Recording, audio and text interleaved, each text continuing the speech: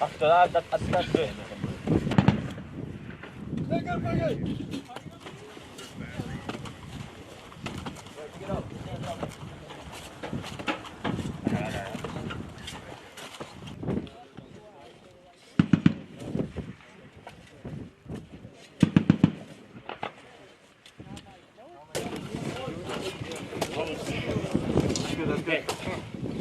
Tank clear picking.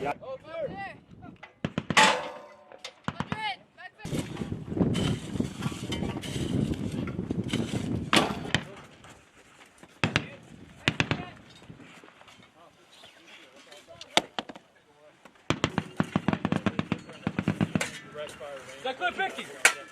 Yeah. Beautiful range. All the ground is always.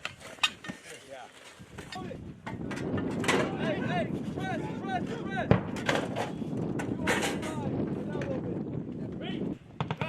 press. Back in. Good ram. Back in. That's you, Adam. Load it. Let's go, let's go. Press a little more. Back in. Back in. All right, good. Back in. Good ram. Go, Shalima. Let's see real clear. Let's go, sis. Dig it out. Go on. Hey.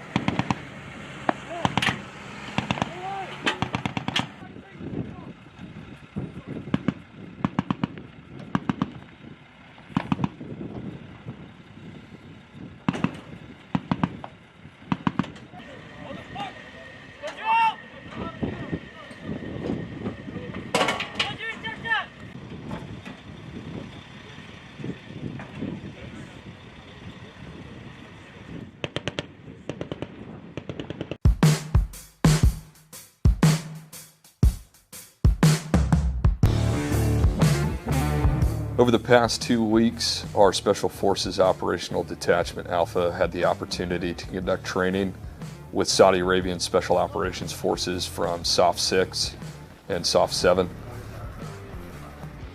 Our training focused on enhancing the interoperability between U.S. and Saudi Arabian Special Operations teams in preparation for future conflicts. Training centered around planning and executing full mission profile raids in dynamic environments to replicate future missions in 5th Group's area of responsibility.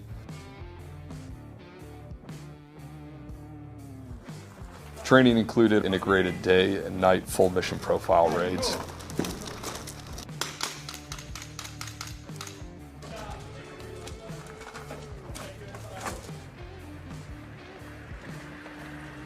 Working alongside our Saudi Arabian partners is vital to 5th Special Forces Group's success combating terrorism within the CENTCOM area of responsibility, and provides a venue for our units to strengthen our relationship for the future.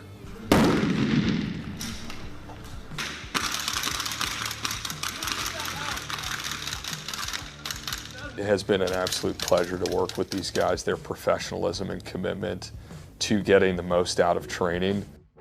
It's just like our guys whenever we do training. It's been, honestly, a breath of fresh air.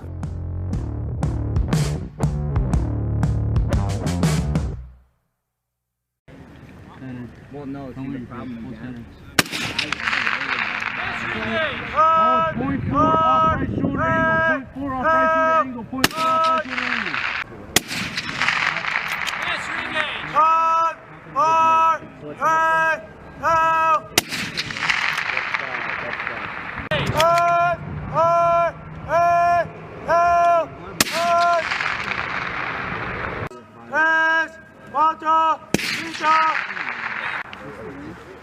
Martin!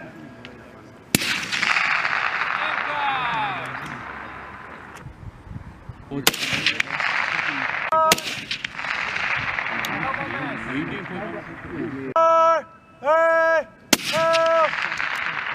miss.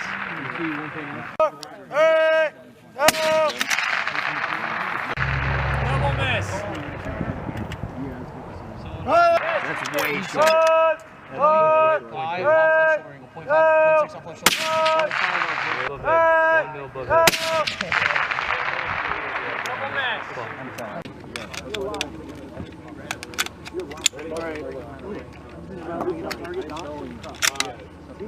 Alright, on you. Target point 1. 5, 4, 3, 2, 1. That was good. Right out there. I'm gonna do it one more. Get back. 6.3, you are in your prep time. Tell them when they miss. Yep. Should be Still 2.2. Alright, I'm not gonna tell you where to aim. On glove. Alright, now you're 5, 4, 3, Good call. 2. Exact no clearance. So you can, if you wanted to, use this because it was just really quick. Good? And now we can just and if you need to stop a little bit. Tanner? Yeah, that's good. I'm not doing any more. all the way up. Fired. Push it. Left brother. Back out.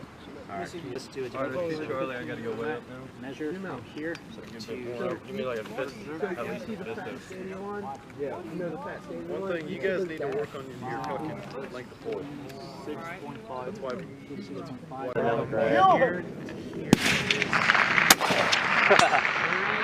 here. 3/4. 96 plus how many inches? 5, 4, 3. Point.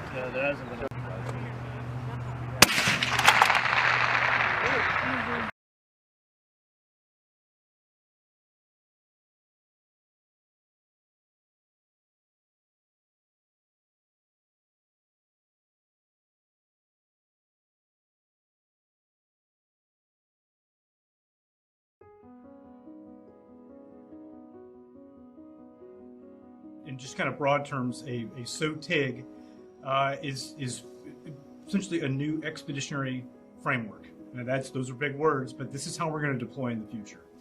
The SOTIGs will be an O5, similar to a squadron echelon. When they go downrange, they're not just looking at AC-130 problems or MC-130 missions. They're looking at all of AFSOF, all of our capabilities, and how best to exploit those capabilities downrange. As far as SO2s, these are more in garrison what we would call our flights. And so the SO2s are a little bit more focused on the mission-specific platforms. So we have ST SO2s, we have MC-130J SO2s, U-28 SO2s. They are focused on mission generation. And again, they fall under these SOTIGs that will help maximize their how to exploit their capabilities in a joint environment. The training had been intermittent and sparse for our just SOACs, and they got formed at different points. Some got formed 6 months out, some got formed a couple months out. It was variable depending on the theater and who was going. So that limited training opportunities and connectivity between the staff. And a lot of people, when we started out, they said, "Oh, it's just another name for a JSOAC." I understand why people would think that, but it's so much different as far as what the staff is composed of, how they're trained, the time they get together, the reps and sets, the TTXs and CERTXs that they go through, how they're interacting with the TSOCs, how they're being instructed on what mission command means, and how we're actually preparing to deploy, which is really what we used to do 20 years ago, right? And we're starting to see some of that come back again. The ORIs that we know and love back from the early 2000s, that's what a CERTX is. And now we're bringing airmen back into that mindset of preparing to go downrange.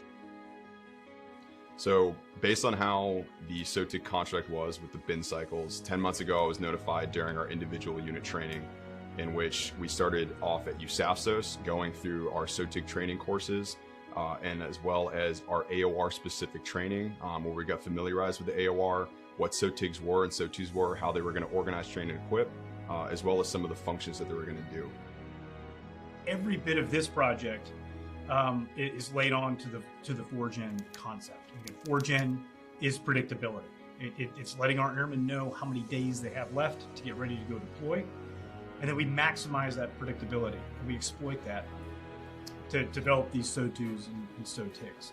So everyday airmen that are maybe at a flight level, even if they're maintenance, if they're intel, or even if they're pilots, they have a predictable schedule to get ready for their deployments. So gone are the days where we're trying to tag airmen at the last minute to go solve a crisis. Now we're getting into a more predictable pattern where we have anywhere between 10 and 15 months to prepare for that deployment. The pace we're moving at, which is a lot, but it's necessary to give to the airmen that are going out the door. And I'm speaking slowly for a reason, is this is what they need, this is what they deserve, and senior leaders are putting the momentum and the professionalism behind it. That's really what I think separates us out right now. What we've done is expand the aperture to include all of the warfighting functions, to include intel, movement, maneuver, fires, information, all of the things that really we need to be mindful of when engaging in the new types of conflict and competition. We've become accustomed to going to the same areas, the same buildings, and just rotating through. These SOTIGs and SOTUs could be put anywhere. And so we've got to be ready to go into austere conditions. And these support teams are going to have the functionality to be more mobile once they become fully formalized and be able to support that SOTIG and vice versa, right? So you're almost going to have a mini garrison unit function. You're going to have that FSS and true squadron group type unit interacting together like you would at a garrison unit. Like, oh, I need comm, I need security forces support, I need bed down support. That's all going to be there. Whereas conventionally, we have relied on other base functions that we fall into to provide that, right? Whether it be Air Force provided or Army provided or a different theater providing it. Now we're saying we can build that package and work as a team to go anywhere. That's pretty exciting in my opinion. Again, this new concept, this new framework really takes a holistic look at what it takes to get aircraft off the ground and get them into the fight. Or for our SD operators, what does it take for them to get access and placement to maximize their talents in the battlefield? I feel extremely confident and competent now going forward. In the previous cycles, I know it was kind of piecemeal where you'd show up and didn't really have a whole lot of that deliberate training and preparation. So I feel like we produced a better product as a team, and I feel like we're going to be able to go out and execute the mission to the best standard possible now that we've had this deliberate training moving forward.